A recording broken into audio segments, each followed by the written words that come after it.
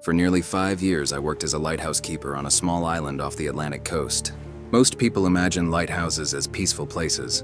A quiet life, just you, the ocean, and the sound of waves crashing against the rocks. For the most part, that's true. But the ocean has secrets, and sometimes those secrets try to communicate. What I'm about to tell you happened during the winter of 2019. It's the reason I quit my job and never returned to the island. The lighthouse stood alone on a rocky cliff nearly 15 miles from the mainland. There were no houses, no roads, no permanent residents, just the lighthouse and a small supply building. Every 2 weeks, a boat would bring food, fuel, and mail. The rest of the time, I was completely alone. At first, the isolation didn't bother me. I enjoyed it. The ocean was calming. The nights were peaceful. And after a while, you become accustomed to being by yourself. At least I thought I had. The first strange thing happened on a stormy night in November. The wind was howling outside. Rain hammered against the glass windows of the lighthouse. Visibility was almost zero. Around 2:13 in the morning, I noticed a flash of light on the horizon. At first, I assumed it was another vessel. Ships occasionally passed through the area, but something felt wrong. The light flashed 3 times. Pause. 2 times. Pause. 3 times again. The pattern repeated several times before disappearing. I wrote it off as coincidence. Maybe another lighthouse. Maybe a fishing boat. I didn't think much of it until the next night. At exactly 2:13 a.m., the light returned. Same location, same pattern. 3 flashes. Pause. 2 flashes. Pause. 3 flashes. I grabbed a pair of binoculars and watched carefully. The source appeared far out at sea, too far to identify, but definitely there. Again, the signal lasted several minutes before vanishing. The 3rd night, it happened again. Same time, same signal. Now I was curious. I consulted several maritime reference books kept in the lighthouse. None of the patterns matched known navigation signals. Nothing explained what I was seeing. Over the following week, the light continued appearing every night, always at 2:13 a.m., always repeating the same sequence. Eventually, I started recording it, writing down every flash, every pause, every detail. That's when I noticed something disturbing. The pattern wasn't random. It was changing, slowly, deliberately, as though someone was attempting to communicate. The realization made my skin crawl. One night, while reviewing my notes, I discovered the flashes corresponded to letters. Not perfectly, but close enough. Whoever or whatever was sending the signals appeared to be spelling words. The first message took nearly 2 weeks to decipher. When I finally understood it, I wished I hadn't. The message read, "Are you there?" I stared at the notebook for several minutes, trying to convince myself I was mistaken. Surely it was coincidence, a misunderstanding. Anything but that. Yet the pattern continued. Night after night, message after message. The next one said, "We see your light. Then, do not turn it off." By now I was sleeping very little. Every night I found myself waiting for 2:13, watching the horizon, listening to the storm winds, waiting for the flashes to begin. One evening, curiosity got the better of me. When the signal appeared, I used the lighthouse lamp to flash a response.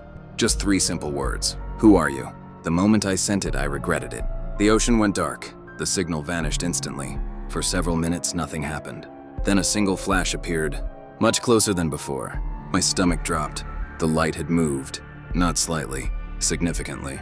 What had once been miles offshore now seemed only a few miles away. I barely slept that night. The next evening, the signal returned, closer again. This time the message was simple. "Thank you."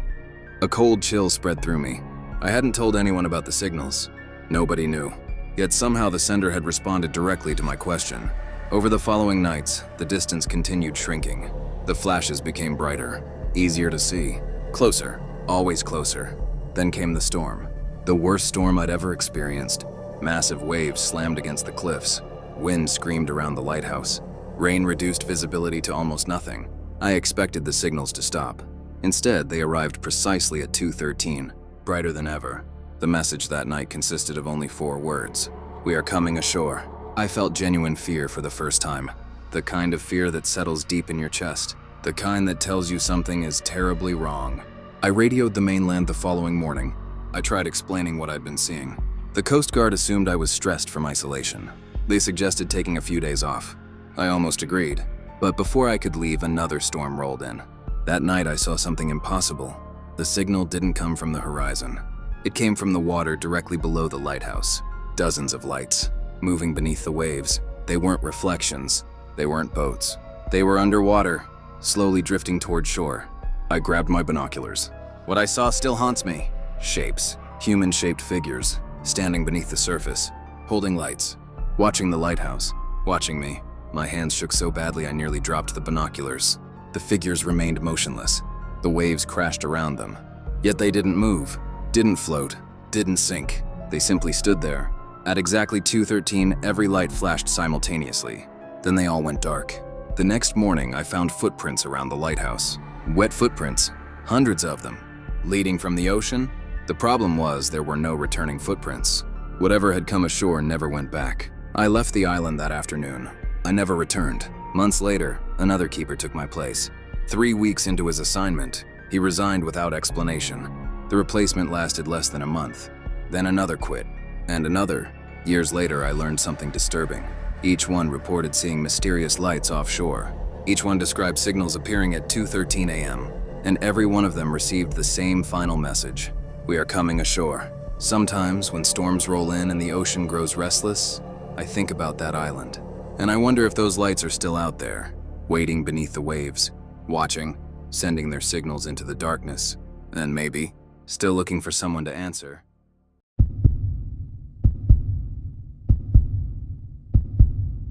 In the summer of 2024, I joined a scientific expedition in one of the deepest regions of the Pacific Ocean. I've spent most of my career studying sounds. Not music, not voices, ocean sounds, whale songs, earthquakes, volcanic activity. The ocean is constantly making noise. Most of it can be explained, but what we heard out there couldn't. Our vessel, the Artemis, was a floating research platform equipped with some of the most advanced underwater listening equipment in the world. The mission itself wasn't particularly exciting.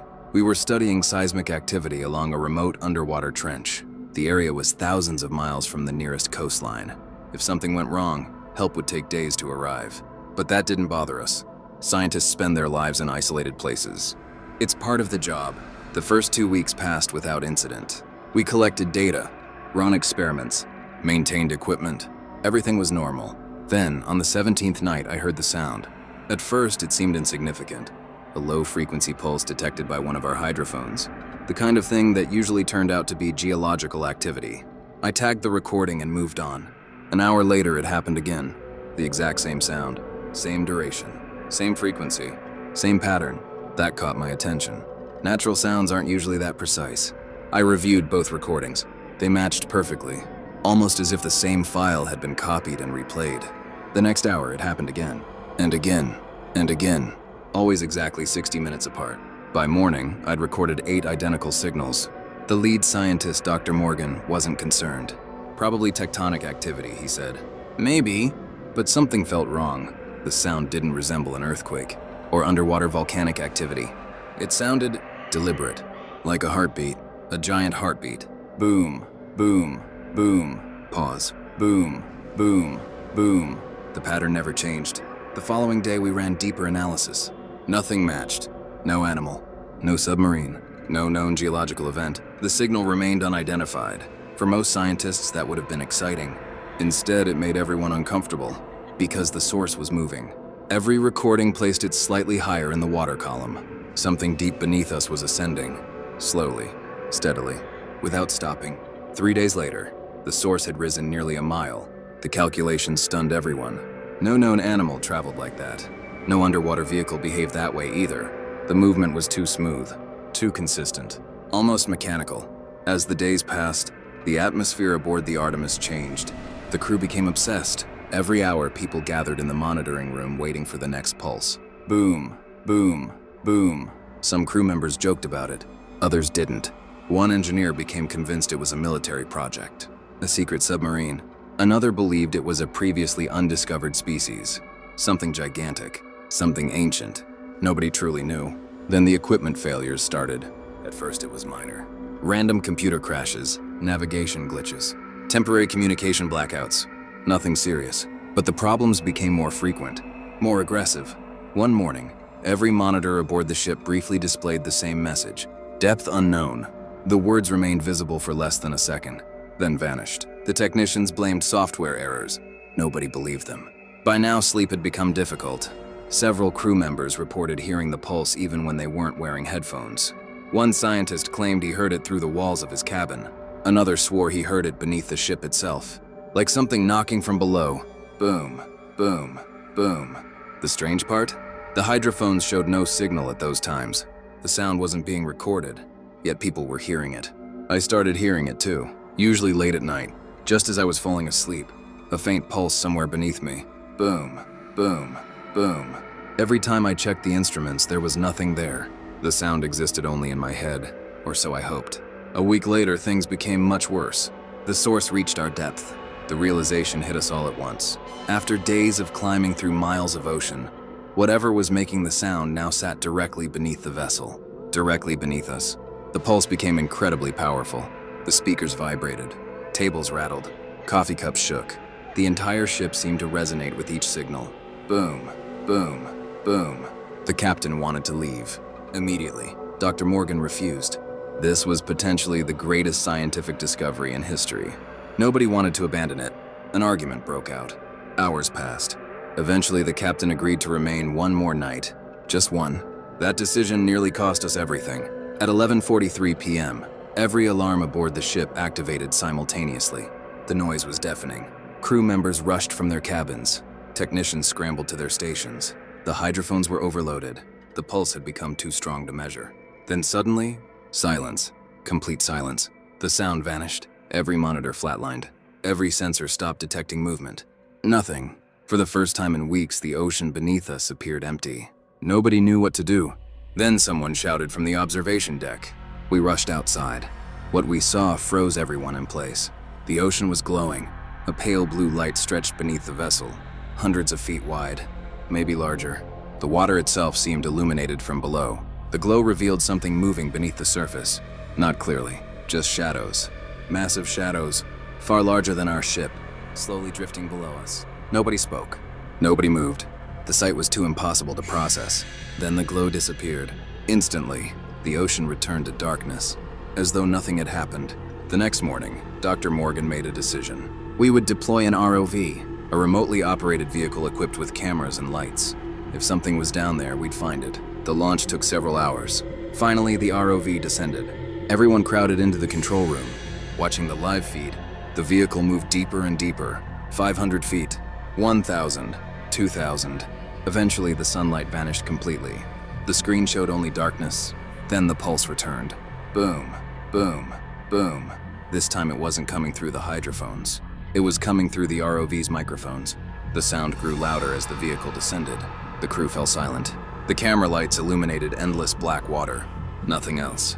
Then something entered the frame. A surface, dark, enormous. The ROV drifted closer. Nobody could tell what we were looking at. The object extended beyond the camera's field of view. It was too large, far too large.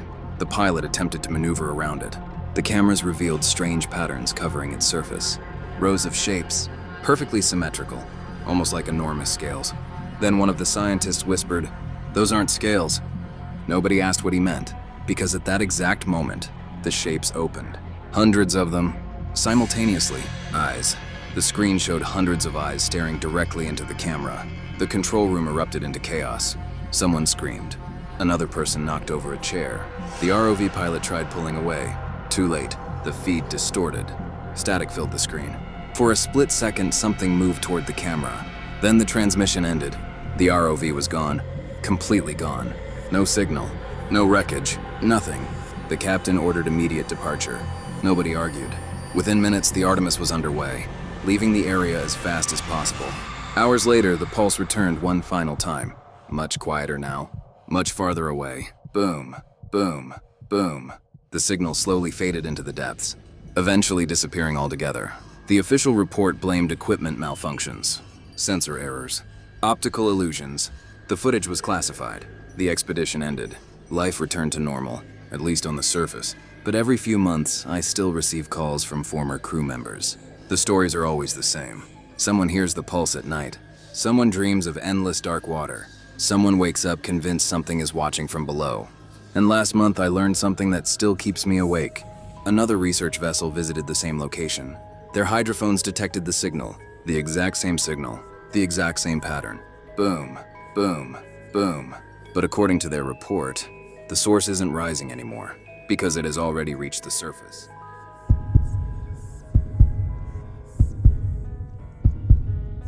In 2018, a cargo ship is crossing in the Indian Ocean. I've spent most of my life at sea. I've survived typhoons. I've crossed oceans during winter storms. I've spent weeks without seeing land. But nothing has ever frightened me more than what happened aboard the Mercury Star. Because for 3 days, time stopped. At least that's what it felt like. The Mercury Star was a container ship carrying cargo from Singapore to South Africa. The voyage was routine. The weather was calm. The crew was experienced. Nothing seemed unusual. On the morning it started, I woke up at exactly 6:15 a.m., at least according to my watch. I got dressed, grabbed coffee, ate breakfast, then headed to my shift on deck. Everything felt normal.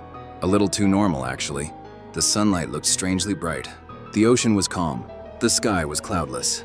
It was the kind of morning sailors dream about. Around what I assumed was lunchtime, I checked my watch. 6:15 a.m. I frowned. The second hand wasn't moving. The battery must have died. No big deal. Then I checked my phone. 6:15 a.m. That got my attention. I asked another crew member for the time. He looked confused, then showed me his watch. 6:15 a.m. We laughed about it. Maybe some electrical issue had affected multiple devices. But when we reached the bridge, every clock aboard the ship displayed the exact same time. 6:15. The navigation systems, the engine room clocks, the captain's office, everything. The captain ordered an inspection. Engineers spent hours checking electrical systems. Nobody found anything wrong. That evening, something else became impossible to ignore. The sun hadn't moved. Not noticeably. It remained frozen in almost the same position. The shadows looked unchanged. The sky looked unchanged. The ocean looked unchanged. Yet we were hungry, tired, exhausted. Our bodies clearly felt time passing. The world around us didn't. Nobody slept well that night. The next morning, or what should have been the next morning, I woke up to the exact same sunlight pouring through my cabin window. Same brightness, same angle, same everything. And every clock still read 6:15 a.m. That's when people started getting scared. The captain tried contacting nearby vessels. No response. The radio worked perfectly, but nobody answered. Not a single ship, not a single station, nothing. The ocean felt empty. By what should have been the second day, tempers were beginning to crack. Arguments broke out. Crew members accused each other of playing pranks. Some believed we were trapped in a dream. Others thought we'd somehow crossed into a different reality. Nobody had answers. Then strange things started happening. One morning, I walked through a corridor near the engine room and noticed a coffee mug sitting on the floor. Nothing unusual, except I had seen that exact mug in the exact same position the day before. I moved it. Later that afternoon, it was back, right where I'd found it. I asked around. Nobody admitted touching it. The same thing happened with other objects. A wrench, a clipboard, a chair. Items seemed to reset when nobody was looking. The ship itself felt stuck, like it was trying to repeat the same day. By what we estimated was the third day, sleep deprivation was affecting everyone. The ocean had become unnaturally calm. No waves, no wind, no birds, nothing. The water looked like glass stretching endlessly in every direction. Standing on deck felt wrong. The silence was overwhelming. Then, just after what should have been sunset, someone spotted a ship, a dark silhouette on the horizon. The entire crew rushed to the railings. Relief swept through us. Finally, another vessel. Proof that we weren't alone. The captain altered course immediately. As we approached, excitement turned into confusion. The ship wasn't moving. It wasn't drifting. It simply sat there, motionless, waiting. The closer we got, the stranger it became. Its shape looked familiar. Too familiar. The hull design, the container layout, the bridge. Every detail matched our own vessel. A terrible realization spread through the crew. We weren't looking at another ship. We were looking at ours, an exact duplicate of the Mercury Star. Nobody spoke. Nobody knew what to say. The duplicate vessel sat silently on the water. Its engines appeared inactive. Its deck was empty. At least that's what we thought. Then one of the officers raised binoculars. His face immediately turned pale. "What is it?" someone asked. He didn't answer. He simply handed over the binoculars. I looked and nearly dropped them. People were standing on the other ship. Crew members. Our crew members. Every single one of them. They stood perfectly still along the railings, watching us. Not waving, not moving, just watching. I searched for my own double and found him, standing near the bow, looking directly at me. The feeling that hit me is impossible to describe. It wasn't fear. It was something worse. The sensation that reality itself had broken. The captain ordered us away immediately. Nobody argued. Nobody wanted answers anymore. We just wanted distance. As the ship turned, I looked back one final time. The duplicates were still watching, every one of them. Then something happened. My double smiled. A slow smile. Wide, unnatural, and one by one, the other doubles smiled too. The sight sent panic through the crew. People started shouting. Some refused to look. Others couldn't stop staring. Then the duplicate ship's horn sounded. A single deafening blast. The noise echoed across the perfectly still ocean, and suddenly everything changed. Wind struck the deck. The sea erupted with waves. The sunlight shifted. The sky darkened. Every clock aboard the Mercury star jumped forward at once. 3 days had passed. Just like that. 3 entire days. Gone. When we finally reached port, authorities investigated. Nobody believed our story. They blamed exhaustion, stress, mass hallucinations, the usual explanations. But one detail still bothers me. Months later, I requested radar records from the voyage. The duplicate ship never appeared. Not once. According to every instrument aboard our vessel, we were completely alone during those 3 days. No nearby ships, no targets, no contacts, nothing. And yet 43 crew members all reported seeing the same thing. The same vessel, the same doubles, the same smiles. I left the shipping industry shortly afterward. Sometimes I wake up in the middle of the night and check the time, just to make sure it has changed.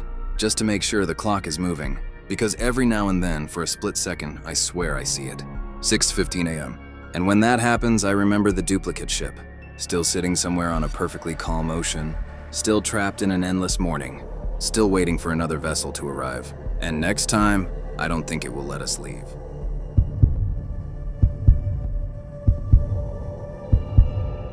I've spent most of my life fishing at the North Atlantic. I've seen storms that could flip boats. I've seen waves taller than houses. I've seen things in the ocean that most people would never believe. But nothing compares to what happened during the summer of 2021. Even now, years later, I avoid talking about it. Because every time I do, I remember the ship. The ship that shouldn't have existed. The ship that kept getting closer. It started during a normal fishing trip. My crew consisted of 4 people. Me, my brother Jake, our mechanic Luis, and our deckhand Ryan. We'd been fishing together for years. We trusted each other. We knew the ocean, or at least we thought we did. The trip began like any other trips. Clear skies, calm seas, perfect conditions. We were nearly 40 miles offshore when Ryan spotted something on the horizon. At first, we assumed it was another fishing ship. That wasn't unusual. But after several minutes, something felt wrong. The ship wasn't moving, not even slightly. It simply sat there, far in the distance, silent, watching. I grabbed my binoculars. The vessel looked old, very old. Its dark hull appeared rusted. Several masts rose above the deck. The design looked outdated, like something from another century. "That's strange," Jake muttered. I nodded. Modern ships didn't look like that. Not anymore. We tried contacting it over the radio. No response. Again, nothing. The ship remained motionless. Eventually, we returned to work. By sunset, the ship had disappeared. We assumed it had moved away. Problem solved. Or so we thought. The next evening, Ryan saw it again. The same ship, the same dark silhouette. Only now it appeared closer, much closer. At first I thought I was imagining it. Then I compared its position to several landmarks on our navigation system. There was no doubt. The ship had moved. The unsettling part was that nobody had seen it move. It simply appeared closer, as though someone had picked it up and relocated it overnight. Again, we attempted radio contact. Again, there was no response. The radar showed nothing, not even a blip. According to every instrument aboard our boat, the ship didn't exist. Yet we could all see it. That night, nobody slept well. The ocean felt different, heavier, like something was wrong. The following morning, Luis woke me before sunrise. His face was pale. Terrified, he pointed toward the horizon. The ship was there, closer than ever. Now we could see details. Broken railings, torn sails, dark stains running along the hull. The ship looked abandoned, yet somehow it remained afloat. I grabbed the binoculars. That's when I saw the figure. Someone stood on the deck, watching us. At least I think it was someone. The distance made details impossible to see, but the shape resembled a person. Tall, motionless, facing our direction. A cold chill ran through me. The figure never moved. Not once. Hours passed. Still it stood there, watching. By afternoon, we made the decision to leave. None of us felt comfortable remaining offshore. We turned the boat towards shore and increased speed. The ship remained behind us, or at least we thought it did. That evening, Ryan shouted from the deck. The ship was ahead of us. Directly ahead, every person aboard froze. It should have been impossible. We'd been moving for hours. There was no way the vessel could have passed us without being seen. Yet there it was, blocking our path. The same dark silhouette, the same figure standing on the deck, watching. Part of me wanted to investigate the mystery, but another part of me was terrified and wanted to escape. We chose to alter course and continue. Eventually, darkness arrived. The ship disappeared once again. For a while, everything seemed normal. Then the knocking started. A loud metallic thud echoed beneath the boat. Bang. Everyone looked up. Another impact followed. Bang. The hull vibrated. Something had struck the underside of the ship. Luis rushed to inspect the engine room. Nothing. No damage. No explanation. Then came another impact. Stronger this time. Bang. The entire boat shook. Ryan ran to the side and shined a spotlight into the water. Nothing. Only darkness. Then he screamed. We rushed over. What is it? Ryan pointed into the ocean. For a split second I saw it. A face, just beneath the surface. Pale. Motionless. Looking upward, then it vanished. The rest of the night was a nightmare. The impacts continued. Always from beneath. Always moving around the ship. As though something large was circling us. Watching. Waiting. Morning finally arrived. The sea appeared calm. Normal. The ship was gone. Relief swept through the crew. Until Jake noticed something floating nearby. A piece of wood. At first glance it looked harmless. Then we pulled it aboard. It was part of a ship's nameplate. Old. Weathered. Barely readable. Only a few letters remained visible. Uria. The name meant nothing to us. At least not then. A week later, curiosity got the better of me. I started researching old shipwrecks. Eventually I found it. A vessel called the Maria, built in the late 1800s. Reported missing during a storm over a century ago. Every crew member vanished. The ship was never recovered. No wreckage, no survivors, nothing. The photograph accompanying the article made my blood run cold. It was the same ship, the same hull, the same masts, the same ship we'd seen offshore. I stared at the image for nearly an hour, trying to convince myself it was coincidence. Then I noticed something else. Standing on the deck in the photograph was a crewman. Tall, motionless, facing the camera, the exact same figure I'd seen through my binoculars. Months later, I spoke with an elderly fisherman in a coastal town. When I described the ship, he became very quiet. Then he told me something I'll never forget. Every few years, fishermen reported seeing it. Always offshore, always on the horizon, always getting closer. And according to local legends, anyone who boarded the vessel never returned. I laughed nervously. The old man didn't. Instead, he leaned forward and said, "Be grateful it only watched you."